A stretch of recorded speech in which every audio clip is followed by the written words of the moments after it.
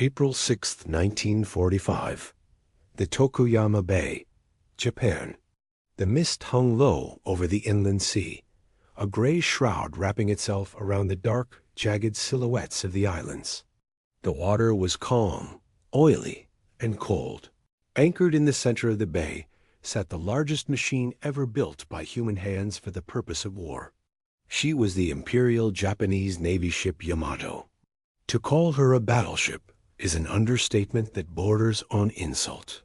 She was a mountain of steel, a floating fortress that displaced 72,800 tons when fully loaded. She was 862 feet long. Her beam was so wide that she could not fit through the Panama Canal. Her main battery consisted of 9 18.1-inch guns, the largest naval artillery ever mounted on a ship. Each gun barrel weighed 147 tons. Each shell weighed as much as a Volkswagen Beetle and could be fired over 26 miles with pinpoint accuracy. Her armor plating was so thick that it was theoretically impervious to any gun possessed by the United States Navy or the British Royal Navy. She was not just a weapon. She was a deity. Her name, Yamato, was the ancient, poetic name for Japan itself. She was the physical embodiment of the empire's soul, the steel avatar of the emperor.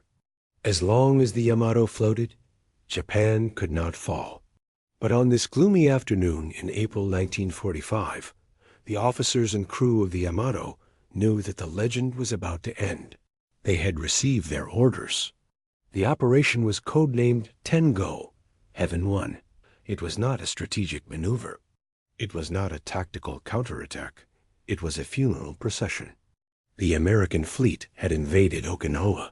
The steel typhoon was battering the gateway to the Japanese home islands.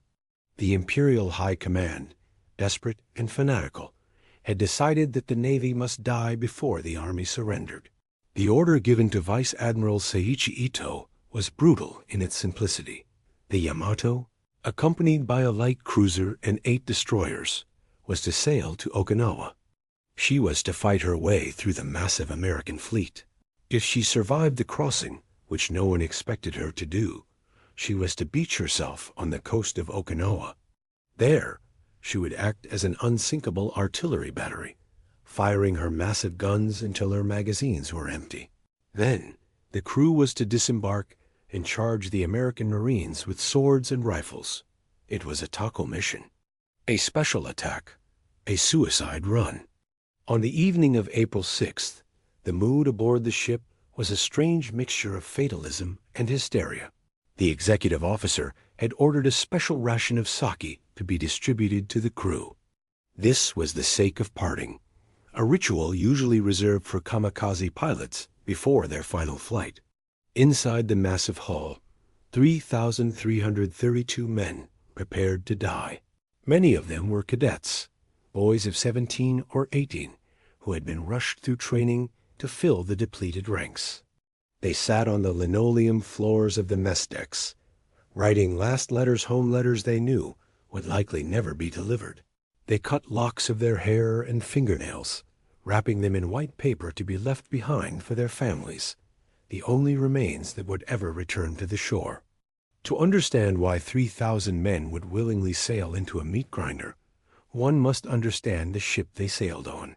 The Yamato was born of paranoia and hubris. She was laid down in 1937 at the Kure Naval Arsenal in absolute secrecy. The Japanese engineers knew they could not outbuild the United States in terms of quantity. The American industrial capacity was simply too vast. So they decided to beat them with quality. They would build a ship so powerful that it would take 3 or 4 American battleships to sink her. The secrecy was obsessive. The dry dock where she was built was covered by huge sisal mats to block the view from nearby hills.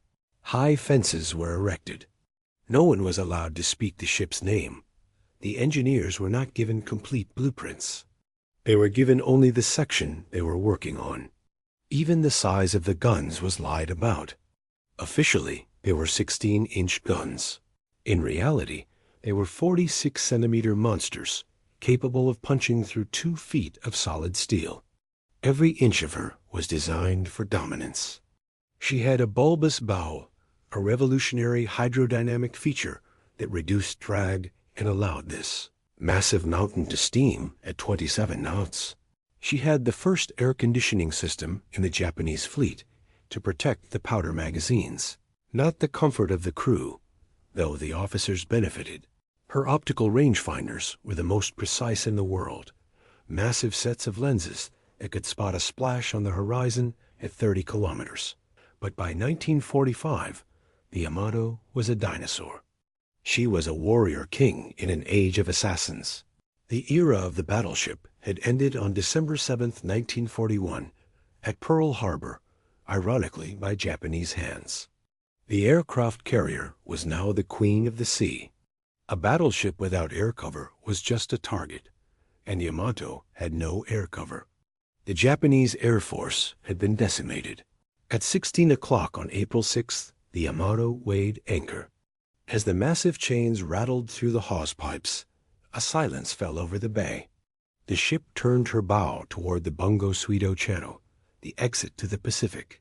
Her escort destroyers, Yukikaze, Isakaze, Hamakaze, and the others formed a protective ring around her. It looked like terriers guarding a bear. Standing on the bridge was Vice Admiral Seiichi Aito. He had argued against this mission. He had told the Combined Fleet Command that it was a waste of a great ship and 3,000 lives. Let us sortie to disrupt the supply lines, he had argued. Let us act as a fleet in being. But the Army had challenged the Navy's honor. The Army is dying on Okinawa.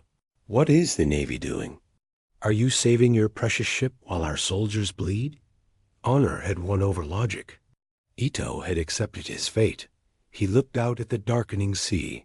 He knew what was waiting for them. The American Navy was not just present at Okinawa. It was the largest concentration of naval firepower in the history of the world. Admiral Raymond Spruance's Fifth Fleet commanded 1,500 ships. Vice Admiral Mark Mitcher's Task Force 58 had 16 aircraft carriers with over 900 combat aircraft. The Yamato was sailing alone against a swarm of 900 planes. The Americans knew she was coming. The U.S. Navy had cracked the Japanese naval codes years ago. They had read the orders for Operation Tengo before the ink was dry.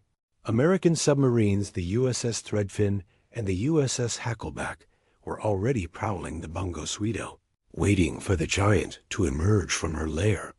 As darkness fell, the Yamato slipped through the channel.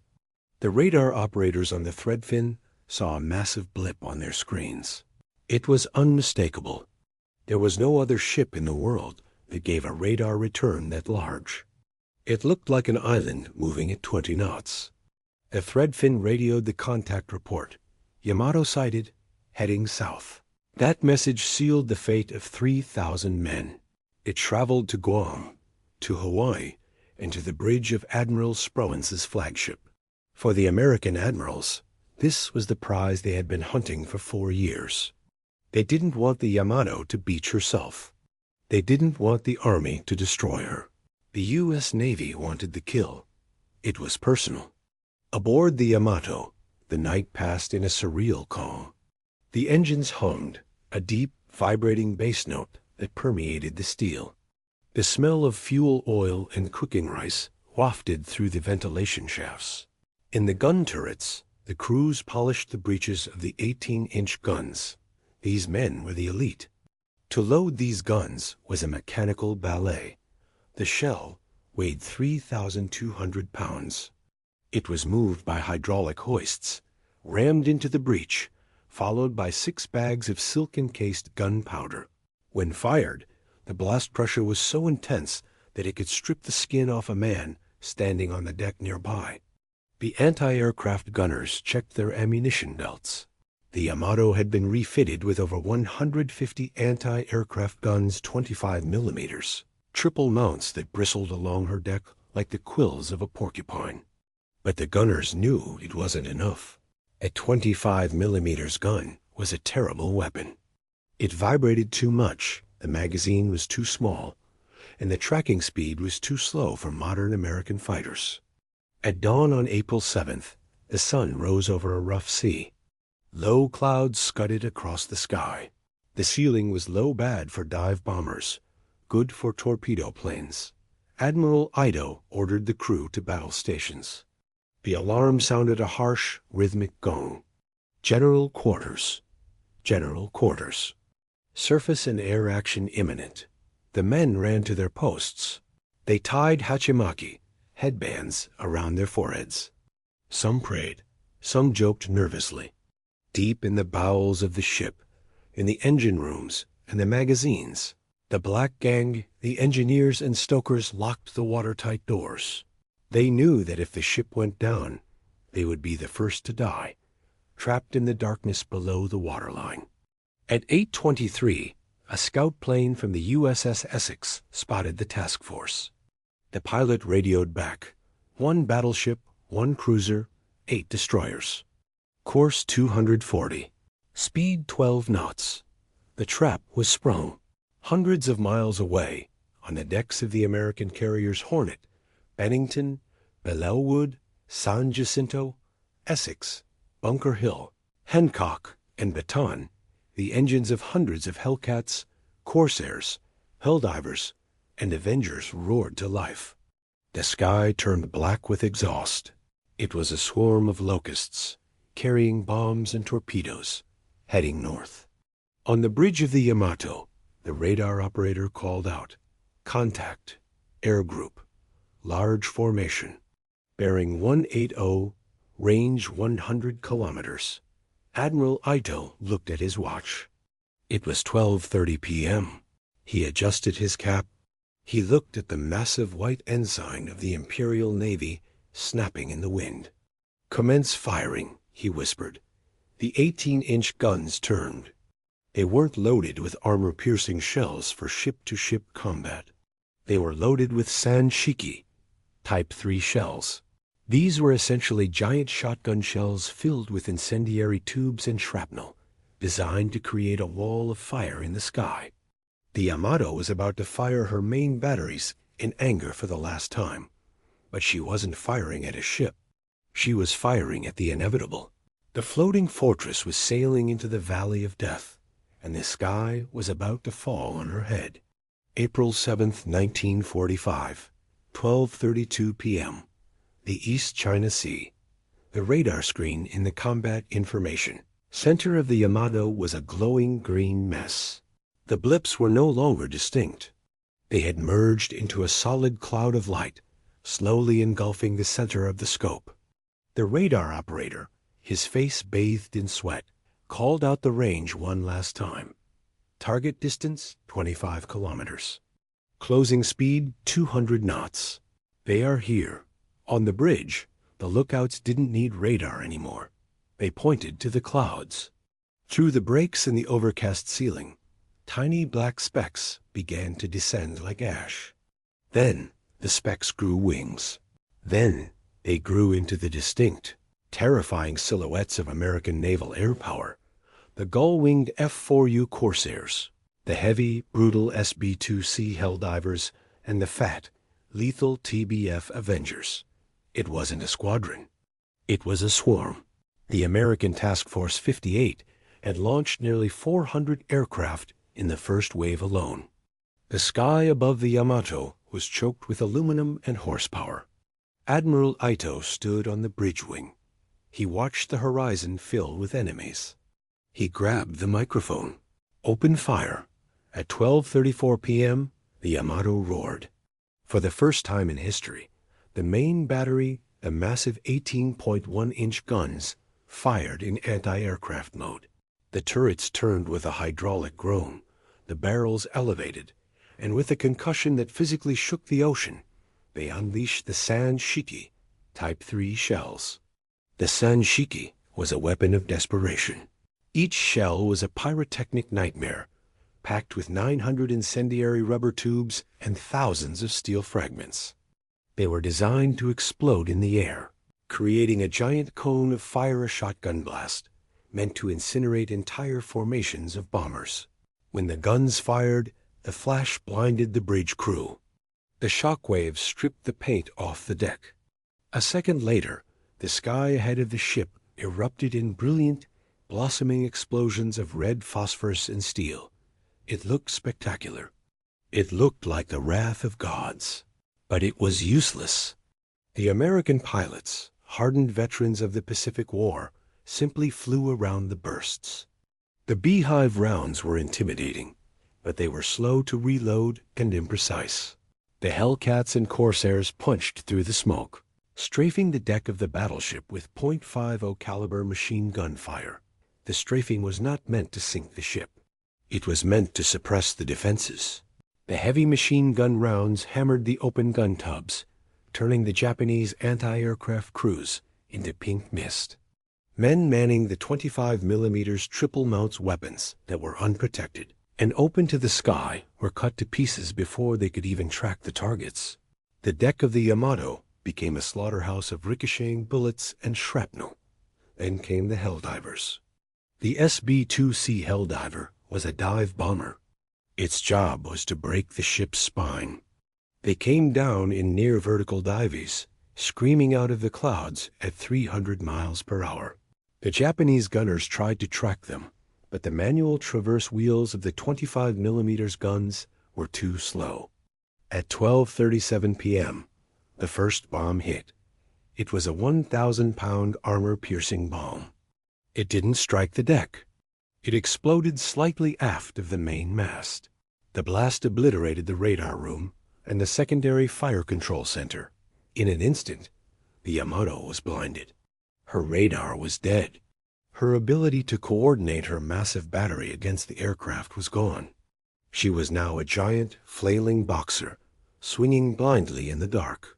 Two more bombs struck near the aft 18-inch turret. They punched through the upper deck and exploded in the officers' quarters and the ancient anti-aircraft magazines. Fire, the dread enemy of all ships, began to spread. Smoke, thick and oily, poured from the wounds, obscuring the vision of the aft gunners. But bombs would not kill the Yamato. She was built like a tank. Her armored citadel was impenetrable to anything dropped from the air. To kill the Yamato, you had to drown her. You had to let the ocean in. That was the job of the TBF Avengers. The torpedo bombers didn't dive. They loitered low on the water, skimming the waves at 200 feet, hiding in the spray. They executed a tactic known as the anvil attack. They split into two groups, approaching the ship from the bow on both the port and starboard sides simultaneously. This forced the Yamato into a trap. If she turned to port to comb the tracks of one group, she would present her broadside to the other. Captain Aruga, commanding the Yamato, was a skilled seaman. He barked orders to the helm, throwing the 70,000-ton behemoth into violent evasive maneuvers. The ship leaned heavily as she turned, her massive rudder fighting the momentum. For a few minutes, she danced. Torpedo wakes streaked past the hull, missing by yards.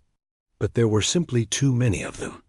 At 12:45 p.m., the first torpedo struck. It hit the port side, forward of the bridge. The impact was different from a bomb. A bomb is a sharp crack. A torpedo is a deep, thudding boom that is felt through the soles of the feet rather than heard by the ears. The explosion punched a hole in the outer hull, 20 feet below the waterline. The anti-torpedo bulge, a specialized system of liquid-filled voids designed to absorb the shock, did its job. But the sheer power of the American Mark 13 torpedo shattered the inner bulkheads. The ocean rushed in. Damage control. The officer of the deck shouted, "Report!" flooding in the forward outer void. Port side, counter-flood starboard voids. Keep her level. At this stage, the damage was manageable. The Yamato listed 5 degrees to port, but the damage control teams pumped water into the empty tanks on the starboard side, and the ship slowly righted herself. She shook off the hit like a bear swatting a bee. But the Americans were relentless. The first wave departed, leaving the ship smoking and pockmarked. The crew had barely enough time to replace the ammunition drums on the 25mm guns and carry the wounded to the aid stations before the air raid sirens screamed again. 1 p.m. The second wave. This wave was heavier. 150 aircraft. And they had learned from the first wave. They saw the Yamato was vulnerable on her port side. The American squadron commanders radioed their pilots. Focus on the port side. Punch the same hole. Make her capsize. It was a cold, calculated execution. The Avengers came in again, ignoring the frantic, chaotic fire of the Yamato's guns. The Japanese air defense was collapsing. The gun directors were destroyed. The gunners were dead or exhausted. The barrels of the 25mm guns were overheating, warping from continuous fire. At 1:07 p.m., 2 more torpedoes slammed into the port side, amidships. The ship shuddered violently. The water poured into the boiler rooms. The list to port returned, sharper this time. 10 degrees, 12 degrees. The horizon tilted crazily. Then, disaster. A torpedo struck the rudder machinery room. The auxiliary rudder jammed hard to port. The Yamato was now locked in a permanent turn, bleeding speed, unable to maneuver. She was a sitting duck. The light cruiser Yahagi, sailing alongside, was already dying. She had taken a dozen bomb hits and torpedoes. She sat dead in the water, burning furiously, her crew jumping into the oil-slipped sea. The destroyers Isakaze and Hamakaze were gone, blown apart by torpedoes that broke their keels. The Yamato was alone. By 1:30 p.m., the Yamato had taken at least 4 torpedo hits on the port side. The list was critical 16 degrees. A 16-degree list is terrifying on a battleship. The guns can no longer traverse properly. The barrels point into the sea or into the sky. The machinery begins to fail as oil pumps suck air. Walking on the deck becomes a struggle against gravity. Loose equipment shells, crates, bodies slides across the linoleum, crushing anyone in the way. In the central damage control station, deep in the armored bowels of the ship, Commander Maritime was staring at the inclinometer. The bubble was moving further into the red.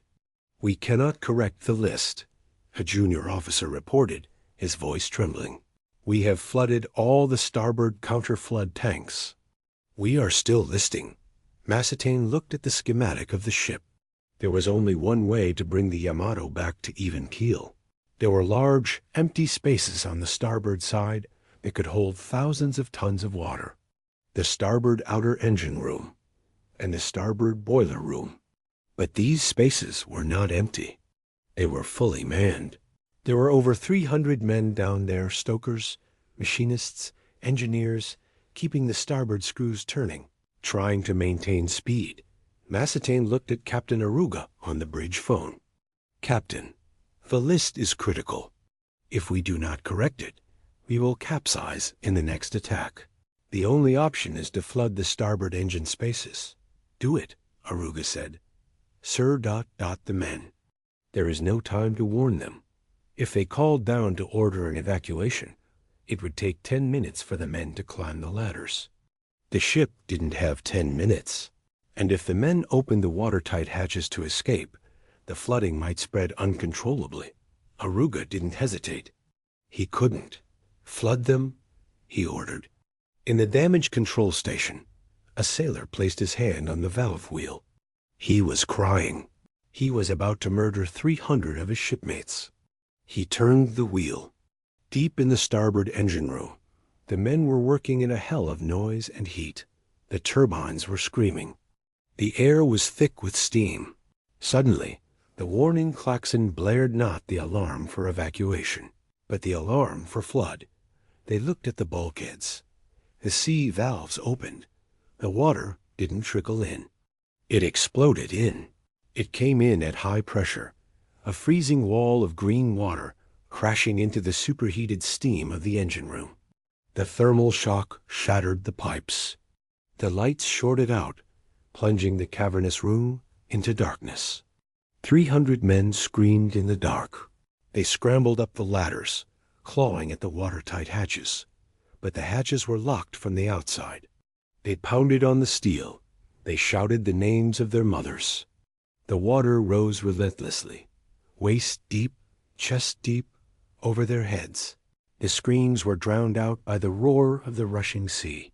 In minutes, it was silent. On the bridge, the officers watched the inclinometer. The list stopped. Then, slowly, painfully, the ship groaned back toward the vertical. The sacrifice had worked. The Yamato was level again. She was heavier, slower, sitting lower in the water, dragging the weight of 3,000 tons of water and 300 corpses, but she was upright. But the reprieve was an illusion. The Americans saw the ship right herself. They respected the engineering, but they showed no mercy. The squadron leaders circling overhead radioed the third wave. Target is heavy. She slowed to 10 knots. She's hurting. Finish her. At 1:45 p.m., the sky darkened again. This was the final hammer blow. 100 more Avengers appeared. They carried Mark 13 torpedoes, but this time the settings were different. They set the depth runners to 20 feet designed to hit the Yamato below her armor belt, right where her belly was softest. They didn't split up this time. They all lined up on the port side. They were going to reopen the wounds that the dead men in the starboard engine room had died to fix. On the deck of the Yamato, the remaining anti-aircraft gunners looked up. They were out of ammunition. Their guns were jammed. They pulled their pistols. They threw wrenches. They screamed curses at the sky. She was no longer the majestic fortress that had left the Bungo Sweeto 24 hours earlier. She was a smoking, blackened ruin, drifting in a wide, agonizing circle. The air around her was thick with the smell of burning cordite, fuel oil, and roasted flesh. The sea around the hull was stained black with oil and red with blood. The third wave of American aircraft, the executioners, had done their work with surgical precision. They had ignored the starboard side. They had ignored the burning superstructure. They had concentrated every torpedo on the ship's bleeding flank. At 1:45 p.m., 3 more Mark 13 torpedoes had slammed into the port side, amidships and aft. The effect was catastrophic. The ship had been held upright only by the grim sacrifice of the 300 men drowned in the starboard engine room. But that counterweight was no longer enough. The sheer volume of water rushing into the port side hull, thousands of tons per minute, overwhelmed the pumps. The list, which had been corrected to near vertical, suddenly lurched back to the left. 15 degrees, 20 degrees. Inside the ship, the geography of survival was changing.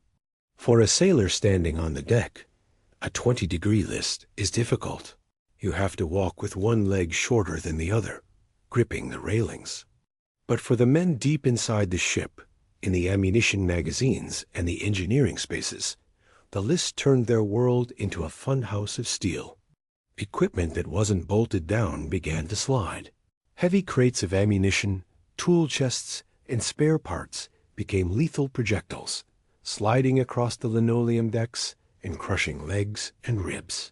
The watertight doors, heavy steel slabs designed to be closed vertically, were now hanging at awkward angles. They became impossible to shut. The lights flickered and died. The emergency lighting dim. Red battle lamps bathed the corridors in a hellish glow. The ventilation fans stopped. The heat began to rise. The air grew foul, thick with the smoke of fires burning on the upper decks and the screams of trapped men. On the bridge, the scene was one of quiet samurai resignation. Vice Admiral Saichi Ito sat in his command chair. He had not spoken for an hour. He watched the attacks with a stoic detachment. He saw his escort destroyers burning. He saw the Yahagi sink. He knew that the Yamato was next. Captain Aruga, the ship's commander, was fighting to the end. He was shouting into the voice tube, trying to get a response from the steering room. Hard to starboard. Counterflood. Give me a report. But there was no answer. The voice tubes were dead. The telephone lines were severed. The steering room was underwater. At 2:02 p.m., the executive officer, Commander Nomura, approached the captain. He had to climb uphill to reach him. "Captain," Nomura said, his voice cracking, "the list is 25 degrees. We have lost all power. We have lost steerage. The ship is sinking." Aruga looked at the inclinometer. The bubble was pegged. The ship was groaning, a deep, metallic moan that vibrated through the soles of their boots. It was the sound of the structural ribs failing under the torsion of the hull. "Abandon ship," Aruga whispered. Then he shouted it. "Abandon ship," but it was a futile order. Abandon ship implies an orderly evacuation. It implies lifeboats, rafts, and time. The Yamato had none of these. The lifeboats had been blasted to splinters by the American bombs. The rafts were lashed to the side of the hull, now underwater or burning, and time had run out. For the men on the upper decks, the anti-aircraft gunners, the signalmen, the bridge crew, there was a chance. They began to jump. They scrambled over the high side of the ship, sliding down the barnacle-encrusted hull into the oil-slicked water. But for the 2,500 men below decks, the order was a death sentence. Imagine being a stoker in the number 4 fire room. You are 5 decks down. The lights are out. The ship is tilted at 30 degrees. The floor is now a wall. The wall is now the ceiling. To escape, you have to climb ladders that are now horizontal obstacles. You have to navigate a maze of corridors that are filling with water, not from the bottom up, but from the side, rushing in through ventilation ducts and bomb holes. And the hatches are locked. In the confusion of battle, the damage control teams had dogged the hatches tight to prevent flooding from spreading. Now those dogs were jammed by the warping of the hull. Men pounded on the steel with wrenches. They screamed. They fired pistols at the locks. But the steel of the Yamato was built to stop 18-inch shells. It would not yield to a desperate fist. At 2:05 p.m., the list reached 35 degrees. The Americans, circling overhead like vultures, stopped firing. They knew it was over. They wanted to watch the kill. The Yamato began her final roll. It wasn't fast at first. It was a slow, majestic, terrifying rotation. The port rail dipped under the water. The ocean washed over the secondary guns. Then it washed over the aircraft catapults. On the bridge, Admiral Ito stood up. He shook hands with his staff. He didn't try to leave. He walked into his sea cabin and locked the door. He chose to go down with his command, a captain of the old school. Captain Aruga did something even more ancient. He lashed himself to the binnacle, the housing for the ship's compass. He took a length of rope and tied his waist to the steel stand. He wanted to ensure that his body would not float away. He would remain at his post forever. Save the portrait. Aruga shouted. A young ensign grabbed the portrait of the emperor, sacred object on every Japanese warship, and strapped it to his chest. He jumped into the sea. He would survive, clutching the picture while his shipmates drowned. At 2:15 p.m., the list hit 80 degrees. The ship was now lying on her side. A massive funnel was parallel to the water. The main director tower touched the waves. This was the moment of maximum horror for the men trapped inside. As the ship rolled to 90 degrees, down became sideways. Men who were standing on the deck fell against the bulkheads. Heavy machinery lathes in the workshop, shells in the handling rooms, boilers in the engine rooms tore loose from their mountings. The sound was deafening. It was the sound of a city collapsing in an earthquake. The 18-inch shells, weighing 3,000 pounds each, broke loose from their racks in the magazines. They tumbled across the rooms like giant bowling pins, crushing men into paste against the steel walls. In the hospital bay, the wounded were strapped to their bunks. As the ship rolled, they were left hanging vertically, screaming for help that couldn't come. Then the water hit them. On the surface, The survivors swimming in the oil saw a sight that defied belief. The Yamato kept rolling. She turned completely turtle. For a few seconds, her massive red underbelly, enormous and slick like the belly of a whale, rose out of the water. The 4 giant propellers were spinning in the air, still driven by the momentum of the dying turbines. The ship hung there, upside down, for a seemingly eternal moment. The 3,000 men inside were now standing on the ceilings of their compartments, in pitch darkness, as the water rushed in to fill the remaining air pockets. But the Yamato had one final apocalyptic card to play. As the superstructure went under, the fires that were raging in the galley and the officers' mess were not extinguished. They were trapped in air pockets. And as the ship inverted, the 18-inch shells in the main magazines fell out of their hoists. They fell nose first. Usually, the fuses of naval shells are safe until armed. But inside the magazine, there was chaos. Shells were smashing into each other. The powder bags, thousands of tons of cordite, were tumbling. And the fire was finding the powder. The survivors in the water felt a sudden pressure change. The water around them vibrated. A low, sucking sound came from the capsized hull, as if the ocean was taking a deep breath. April 7th, 1945, 2:23 p.m. The East China Sea. The Yamato had capsized. The largest battleship in human history was now floating upside down, a massive steel island of red anti-fouling paints slick with oil. Her 4 bronze propellers, each the size of a 2-story house, spun slowly in the empty air, dripping seawater. Inside the hull, 3,000 men were experiencing the end of the world. They were standing on the ceilings of the compartments. The lights were gone. The air was running out. The water was rushing in, compressing the remaining pockets of air, bursting eardrums and crushing lungs.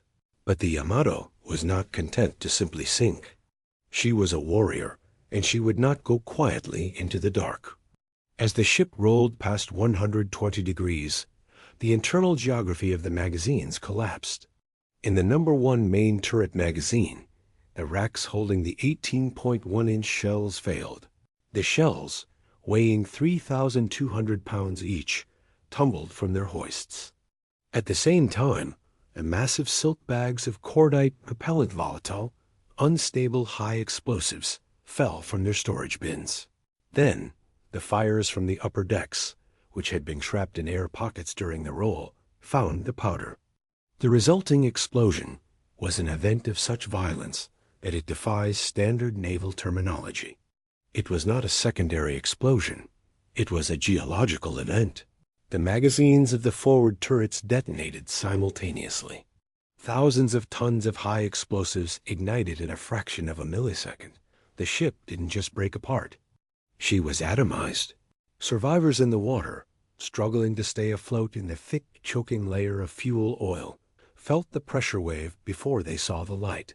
It hit them like a physical hammer. Men were lifted out of the water. Their internal organs were ruptured by the hydrostatic shock. Those closest to the hull were vaporized instantly, turned into steam along with the steel of the ship. Then came the flash. It was a blinding, white-hot sphere of light that rivaled the sun. It seared the retinas of the American pilots circling overhead. It was visible from the coast of Kagoshima, 200 kilometers away. A fraction of a second later, the sound arrived. It was a roar that sounded like the earth cracking open. A pillar of smoke and fire erupted from the sea. It shot upward with terrifying speed, piercing the low cloud layer. It kept rising, expanding into a mushroom cloud, the classic signature of a cataclysmic release of energy. The cloud reached a height of 20,000 feet, 6 kilometers. The American pilots were stunned. Some of their planes, flying too close to the blast, were swatted out of the sky by the shock wave or incinerated by the heat. One American pilot, Lieutenant Thaddeus Parker, watched his wingmen simply disintegrate in the updraft. They radioed back to their carriers in disbelief. She blew up. My God, She blew up like a volcano. On the surface, the rain began, but it wasn't water. It was the debris of the Yamato. Giant chunks of steel, pieces of the bridge, twisted gun barrels, and burning oil fell from the sky. It rained bodies. It rained black, oily soot. When the smoke finally cleared, the Yamato was gone. There was no hull, no wreckage floating on the surface. Just a massive roiling circle of oil and foam, and a few hundred tiny heads bobbing in the slick. Of the 3,332 men on board, only 269 survived. The rescue operation was grim. The surviving Japanese destroyers, Yukikaze, Fuyuzuki, Hatsushimo, and Suzutsuki, moved cautiously into the blast zone. They lowered boats. They threw ropes. But they couldn't stop. They were still under threat of air attack. The Yukikaze, the unsinkable destroyer that had survived almost every major battle of the Pacific War, moved through the oil. Her crew looked down at the survivors. The men in the water were unrecognizable. They were coated in thick, black bunker C fuel oil. Their eyes were white orbs in black masks. They were coughing up oil. They were screaming in pain from burns and broken limbs.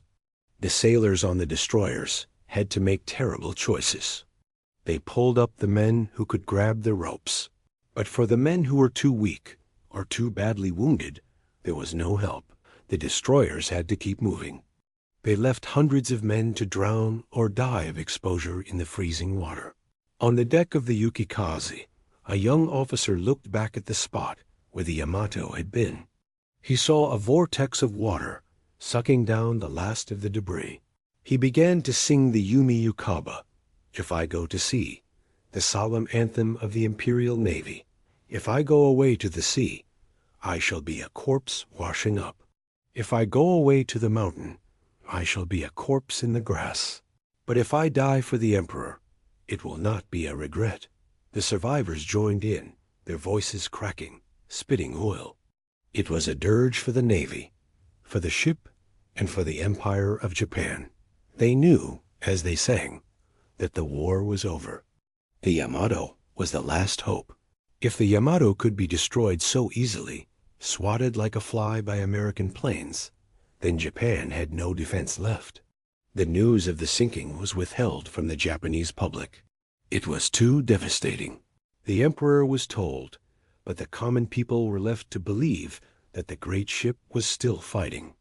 It wasn't until after the surrender that the truth came out. The guardian deity of Japan was resting at the bottom of the East China Sea. The strategic impact of Operation Tendo was zero. The Yamato never reached Okinawa. She never fired a shot at the American fleet. She killed only 12 American airmen. In exchange, Japan lost its greatest ship, a light cruiser, 4 destroyers, and nearly 4,000 men. It was a waste of life on an industrial scale. But the legacy of the Yamato is not in her military effectiveness. It is in her symbolism. For the United States, the sinking of the Yamato was the final proof that the battleship was dead. The age of the gun was over. The age of the airplane had arrived. The U.S. Navy scrapped its own battleships or turned them into floating museums. They realized that a ship like the Yamato, no matter how thick its armor or how big its guns, was just a large, expensive target in the atomic age. For Japan, the Yamato became a complex symbol of the war itself, magnificent, technically advanced, brave, but ultimately doomed by hubris and a refusal to adapt to reality. She represents the tragic beauty of the noble failure. In 1985, a deep-sea expedition finally located the wreck of the Yamato. She lies at a depth of 1,120 feet, 340 meters. The condition of the wreck confirmed the violence of the explosion. The ship is not in one piece. She is torn in two. The bow section is separated from the main hull. The main hull is upside down. The massive 18-inch gun turrets, held in place only by gravity, fell out when the ship capsized and lie separately in the mud. The hull is blown open from the inside out. the thick steel plating peeled back like the skin of a banana. It is a grave. Today, the Yamato is a cultural icon. She appears in anime, space battleship Yamato, movies, and models. There is a museum in Korea, Japan, dedicated to her, featuring a massive 1/10 scale model. But the true monument is not in a museum. It is the silence of the East China Sea.